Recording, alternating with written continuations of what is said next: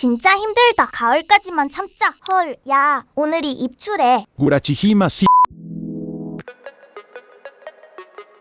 안녕하세요, 이스비입니다. 와, 무선 충전기 살 때 이제 그냥 아무거나 사면 안 됩니다. 특히 차량용에서 요즘 무선 충전기가 엄청 유행이잖아요. 심지어 테슬라는 거의 공식이고, 그나마 사무실에서 쓰는 거에 오랜 시간 동안 붙여놓다 보니까 충전이 웬만하면 퇴근할 때 완충이 되잖아요. 근데 차량용은 생각보다 이게 엄청 스트레스였습니다. 왜냐면 차량용은 충전할 때 거의 대시보드 위나 아니면 전면 유리 앞에 있다 보니까 햇빛을 받으면서 그 열로 인해 충전 속도가 엄청나게 느렸거든요. 심지어 또 차에서 충전하는 거는 내비를 보면서 충전과 동시에 하잖아요. 그러니까 뭐 햇빛 충전, 화면 사용 동시에 사용하다 보니까 거의 극악의 조건이었습니다. 그래서 기존까지 차에서 무선 충전기를 쓰잖아요. 그러면 이 핸드폰이 충전된다라는 느낌보다 현상 유지, 장거리시 조금 더 기존보다 충전이 더 된다, 그 정도의 느낌이었습니다. 그래서 이게 충전하고 싶은데 유선만큼의 속도가 나오지 않는구나, 그렇게 했었는데, 그러다가 작년 새로운 무선 충전 규격이 발표되었고, 진짜 제가 이 제품이 나오자마자 진짜 오랫동안 몇 개월간 써보니까 와, 이게 기존 충전기랑 다르게 엄청나게 효과적이라서 필요 없으면 당연히 살 필요 없지만 필요하실 분들은 무조건 이거를 확인하고 구입하면 좋아서 소개를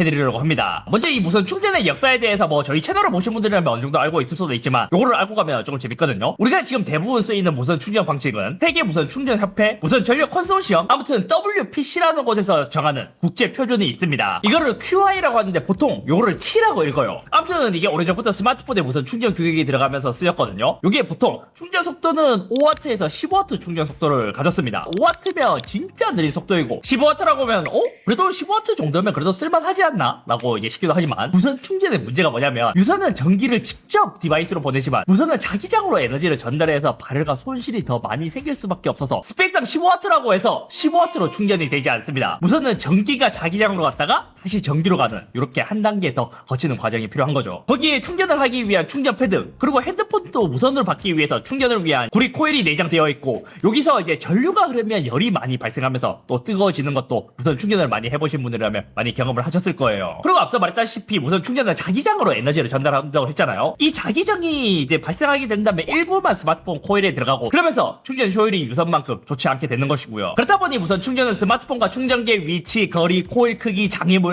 여러 가지 상황에 따라서 효율이 아주 크게 달라집니다. 효율이 많이 떨어지다 보니까 애플은 어떠한 선택을 했냐, 2020년에 출시한 아이폰 12 시리즈부터 맥세이프라는 것을 애플은 도입했습니다. 맥세이프의 원리는 간단해요. 자석링을 추가해서 충전 위치를 완전 정확하게 맞추고 부가적으로 자석을 활용해서 뭐 액세서리 등을 활용할 수 있게 만든 거죠. 그래서 무선 충전에서는 이 개념이 엄청 획기적이다 보니까 2023년 4월 세계 무선 충전 협회에서는 T2라는 새로운 국제 표준을 발표했습니다. 충전 속도는 기존과 동일한 15W이지만 MPP라는 마그네틱 파워 프로파일 규격을 새롭게 추가하게 된 것이죠. 근데 이 MPP가 용어가 복잡해서 그렇지 사실상 맥세이프 구조를 기반으로 만들었습니다. 약간 뭔가 애플은 막 폐쇄성, 독자적으로 뭔가 쓰고 막 그렇게 할 것 같잖아요. 근데 애플이 알고 보면 WPC 회원이고 T2 개발에 적극적으로 참여하면서 맥세이프 설계를 제공했다고 해요. 그러니까 애플에서는 이 맥세이프가 많은 기기들에 들어갔으면 하는 바람에서 풀어버렸다고 해도 무방한 거죠. 아니, 애플에서 이거를 풀어버렸다? 많은 제조사들이 자석을 추가해서 출시하지 않을까 했었는데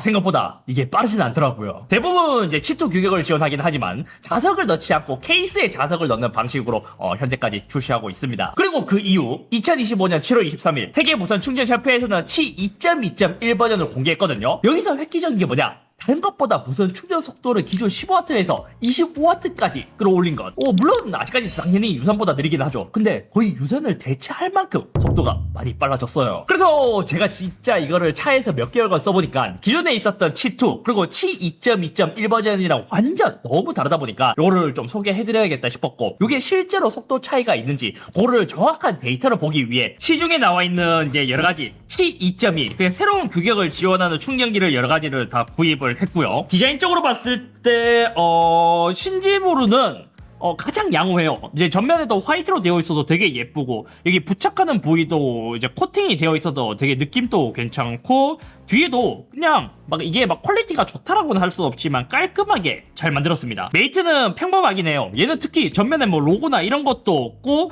블랙 무광으로 되게 깔끔하게 했는데 부피감이 조금 있는 거 말고는 전반적으로 깔끔합니다. 로고나 아무것도 또 없다 보니까 약간 좀 알리에서 구입한 듯한 그런 느낌은 살짝 있기는 해요. 인사이드 에디션이랑 RR이는 이제 거의 뭐 동일한 디자인이죠. 마지막으로 이제 주파집 같은 경우에는 그래도 좀 얘도 신진모루처럼 이제 깔끔합니다. 제가 블랙보다는 화이트를 더 좋아해서 그럴 수도 있어요. 이렇게 이제 깔끔하게 나오고 뭐 이제 치투라는 표기 있고, 대신 얘는 특이하게 펠티어 없이 펜으로만 그냥 공랭으로만 한단 말이에요. 그래서 여기 사 있잖아요. 이게 디자인이 아니라 구멍이 뚫려 있어서 통풍구입니다. 통풍구. 그리고 주파집도 펠티어가 없다 보니까 되게 얇게 되어 있다. 근데 아무래도 앞서 말했다시피 이제 내부의 온도가 좀 높은 이유는 요런 이제 통풍구가 확실히 펠티어보다는 좀 작습니다. 펠티어 소재가 들어간 거는 이렇게 좀 어마어마하게 통풍구가 크게 뚫려 있거든요. 그래서 요거를 한번 테스트 해보고 오도록 하겠습니다. 자, 테스트를 해보고 왔습니다. 여기서부터는 조금 쉽게 구분하기 위해서 이제부터는 C2, C2.2로 구분해서 이야기를 해보려고 해요. 과연 기존에 많이 나와 있었던 최대 15W 충전기와 25W 무선 충전 속도는 얼마나 차이가 날까? 요것부터 한번 비교해봤습니다. 왜냐면 우리가 단순히 생각하면 기존 15W도 발열이 너무 심해서 충전 속도가 너무 느렸단 말이에요. 거기서 25W면 그보다도 발열이 더 많이 생길 텐데 어차피 발열 때문에 의미가 없지 않냐 싶어서 한번 테스트를 진행해봤고, 테스트는 제가 최대 25W 충전을 지원하는 아이폰 17 프로 맥스 그리고 갤럭시 S26 울트라 요 두 기종으로 테스트를 진행했습니다. 테스트 충전기는 펠티어로 지원하는 15W 충전기 하나, 그리고 주파집의 25W 충전기 요 두 가지로 테스트를 했거든요. 참고로 테스트를 차에서 하면 가장 좋겠지만 이게 핸드폰을 충전하고 방전하는 시간도 너무 오래 걸리고 외부 환경도 변수가 너무 많다 보니까 외부 온도가 36도에서 38도 되거든요. 이 정도 온도에서 실내에서 에어컨을 켜지 않은 채 테스트를 진행해봤습니다. 먼저 아이폰입니다. 아이폰의 경우 15W 충전기를 보면 0에서 100%까지 충전하는 데는 1시간 51분이 걸렸고요. 25W 충전기는 1시간 36분이면 완충이 됐습니다. 대략 한 15분 정도 25W 충전기가 더 빨리 충전이 됐죠. 확실히 빠르긴 해요. 아마 차에서는 대부분 대시보드 앞에 달기 때문에 직사광선에서도 열이 있겠지만 또 요즘 같은 날씨에는 에어컨을 틀어서 실내 온도도 또 괜찮을 거란 말이에요. 그러면 외부비 때문에 더 느릴 수도 있고 에어컨 때문에 더 빠를 수도 있을 거예요. 그리고 요즘 충전을 하다 보면 80% 배터리 제한도 많이 하는 편이죠. 그래서 80%까지 충전 속도도 봤거든요. 15W 충전기는 1시간 20분 가량 되어야 80%까지 찾고 25W 충전기는 1시간 조금 덜 걸려서 80%까지 충전됐습니다. 이걸 그래프로 보면 확연히 차이 나는 모습도 보였어요. 그러면 갤럭시는 어땠을까? 참고로 갤럭시는 이제 내부에 자석이 내장되어 있지 않기 때문에 정확한 코일 정렬, 그러니까 최대 속도를 뽑으려면 삼성 공식 인증 마크가 있는 케이스를 쓰는 게 가장 좋거든요. 그래서 저도 삼성 공식 마그넷 케이스를 띄워서 테스트를 해봤습니다. 갤럭시 같은 경우에는 완충보다도 80% 이상 구간에서 많이 느려지기 때문에 80% 구간까지만 체크를 해봤는데 15W 충전기로 80%까지는 1시간 14분이 걸렸고요. 25W 충전기로 44분이 걸렸습니다. 대략 25W 충전기가 30분 이상 더 빠른 거예요. 거기서도 재밌는 게 뭐냐면 갤럭시랑 아이폰 요 이제 충전 그래프를 보잖아요. 그러면 아이폰은 온도나 상황에 따라서 계속 실시간으로 속도 조절을 하는 것 같았고 갤럭시는 거의 큰 변화 없이 거의 일직선 그래프를 그리고 있었습니다. 오히려 어떻게 보면 발열을 갤럭시가 더 여유있게 더 잘 제어를 하기 때문에 크게 변수 없이 일직선으로 갔을까요? 그리고 여기까지 테스트를 하면 또 재미가 없기도 하고, 제가 호구는 아니거든요. 호구는 아닌데 이왕 하는 겸 시중에 나온 25W 충전기가 어떤 게 괜찮을까 싶어서 테스트를 진행한 주파집 외 충전기를 더 구입했습니다. 구입 기준은 모두 WPC-C 2.2 인증을 받은 제품들로만 구입을 했고요. 재밌는 건 인증을 살펴보다 보니까 다들 각자 브랜드로 고유 인증을 받았거든요. 근데 인사이드 에디션과 RR이는 서로 WPC 인증이랑 KC 인증이 같았습니다. 즉 중국 제조사가 받은 인증을 그대로 받아서 받은 것으로 추정이 돼요. 그래서인지 외관으로 보잖아요. 그 내부는 거의 동일한데 외관을 조금 커스텀한 정도다라고 보면 돼요. 전반적인 이제 레이아웃이나 틀은 비슷하거든요. 근데 조금 달라요. 얘가 RR인데 충전하는 부위가 이제 우레탄 코팅이 되어 있는 것처럼 보이고, 인사이드 에디션은 유광으로 되어 있습니다. 그리고 이런 뭐 버튼이나 이런 것도 다 동일하죠. 컬러만 다르고 여기 있는 뭐 펜 구조 뭐 이런 것도 다 똑같고 뒤에 결합하는 부위도 다 똑같습니다. 그냥 살짝 디자인만 다르다. 구입한 제품은 신지모루, 레이튼, 인사이드 에디션, RR이, 그리고 앞서 테스트한 주파집. 결론부터 이야기하자면 충전 속도는 거의 거기서 거기였고 오차 범위 내로 봐도 무방했습니다. 아이폰에서 완충까지 차이를 보잖아요. 제일 빠른 것과 제일 느린 것과 6분 차이인데 사실 이 정도면 거의 오차 범위라고 봐도 될 정도로 거의 비슷하더라고요. 갤럭시 충전에도 마찬가지로 80%까지 6분 정도 차이로 큰 차이는 없었습니다. 충전할 때 테스트기의 코일 온도를 한번 봤어요. 대부분 보면 충전 내부의 온도는 35도에서 37도를 유지했고요. 주파집이 43도로 다른 것보다는 온도가 조금 더 높게 나왔습니다. 그래도 충전 속도는 좀 잘 나와주다 보니까 문제가 될 만한 부분은 아니었지만 찾아보니까 쿨링 방식이 좀 다르더라고요. 나머지는 내부에 펠티어 소자를 써서 쿨링을 하는 반면 주파짐은 터빈팬 방식 쿨링이라고 합니다. 여기서도 재밌는 건